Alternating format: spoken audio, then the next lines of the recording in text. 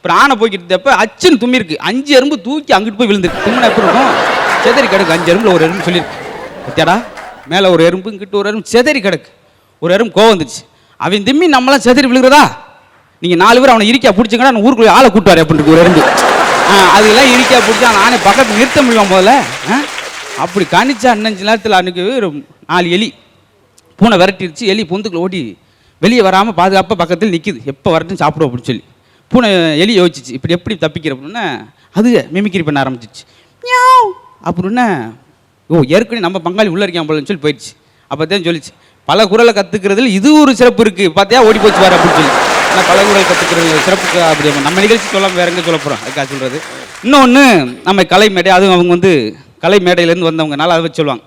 இப்போ சிறப்பான பட்டிமன்ற பேச்சாலும் தப்பிச்சிடலாம், சில இடங்கள்லாம் முடியாது. கலை மேடை சில இடத்துல கொலை மேடை ஆகிடும், மாண்டு இடமா இருக்கும். எனக்கு கூட சொல்லுவாங்க, பூ உள்ள மங்கையான், நாங்கள் போகிற இடங்கள் நடக்கிற விஷயத்தை சொல்லணும்ல, பூ உள்ள மங்கையான் பொற்கொடியான் போராடமான் செருப்படியாங்கிற மாதிரி எங்கள் கதையை பார்த்தா பெருங்கதையாக இருக்குது. அசத்தல் டிவி இது வெறும் பொழுதுபோக்கு சேனல் அல்ல, மக்களின் மனதை பழுது பார்க்கும் சேனல்.